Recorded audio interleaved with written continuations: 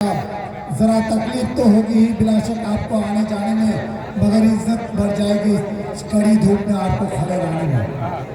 मैं आज मुबारकबाद दे रहा हूँ हमारे बहादुरगंज की धरती में हमारे जितने भी लोग आए हुए हैं, सब किसी को मुबारकबाद के साथ साथ हमारे यहाँ के मीडिया कर्मी और हमारे यहाँ के पुलिस प्रशासन के जितने भी लोग हैं, जो आप लोगों ने हमेशा शाना बशाना रह करके हम लोग का साथ दिया है, मैं उसको भी मुबारकबाद देने का काम करूँगा।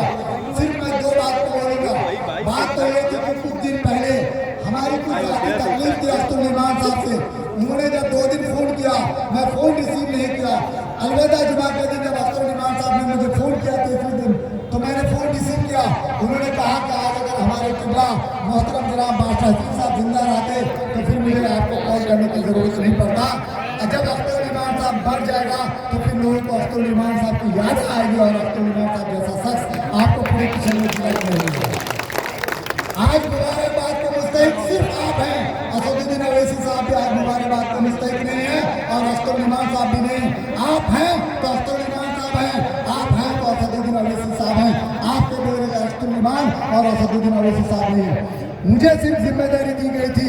मैंने नटवापारा, झिंझरी, डोहर, भोरादे, समेसर और ग्वाबारी चौक पंचायत में जब मैं जिला परिषद का इलेक्शन लड़ा था तो आप लोगों ने मुझे 9000 वोट देने का काम किया था। मैंने आपका वोट को लेकर गायब नहीं हुआ हूँ। मैं हमेशा फिक्रमंद हूँ कि मैं आपका निदान करूँ और आपका निदान करने की जिम्मेदारी सिर्फ और सिर्फ मुझे एक नेता दिखता है तो वो अख्तर निमान साहब दिखता है और मैं आपका काम अख्तर निमान साहब के जरिए करूँगा। आपने मुझे, जब मैं मैदान में अकेले था, आपने मुझे 9000 वोट देने का काम किया था। मैं इन 6 पंचायत के लोगों से कहूँगा, क्योंकि मेरी जिम्मेदारी है।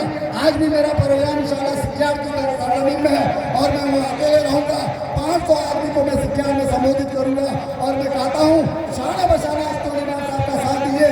आज अख्तर निमान साहब ने बहुत काम किया आपके लिए और इंशाल्लाह मुझे उम्मीद है आगे आपके लिए वो काम करेंगे। ये खामोश मिजाजी तुझे जीने नहीं देगी, इस दौर में जीना है तो कोहरान मचा दो। खुदा हाफिज़। वक्त का ख्याल रखेंगे। मैं चाहूँगा हमारा एक नौजवान लीडर जो हमारे इस एमआईएम के लिए बहुत सारी कुर्बानियाँ दी है, नदीम फैसल साहब हमारे बीच है, वो अपनी बातों को रखें। जनाब नदीम फैसल साहब, वक्त का ख्याल रखें। अस्सलाम वालेकुम, आदाब। बहादुरगंज की सरजमीन पर मेरे सामने में मौजूद बुजुर्गों, नौजवान साथियों और अजीज बच्चों, भाइयों, दोस्तों और साथियों, इस वक्त लोकसभा 2024 का चुनाव अपने अरूज पर है और जिस तरह का माहौल इस वक्त आपके किशनगंज जिला में है, मैं उम्मीद ही नहीं पूरे एतमाद के साथ कह सकता हूं कि अगला सांसद किशनगंज का अख्तर निमान साहब बनने जा रहा है, बनने जा रहा है, बनने जा रहा है। पिछले 2019 के लोकसभा चुनाव में बहादुरगंज विधानसभा से 67,000 वोट मिला था। अब चाहिए 2020 के विधानसभा चुनाव में 90,000 वोट मिला था। इंशाअल्लाह मुझे उम्मीद है कि बहादुरगंज इस बार 1 लाख पार वोट करेगा।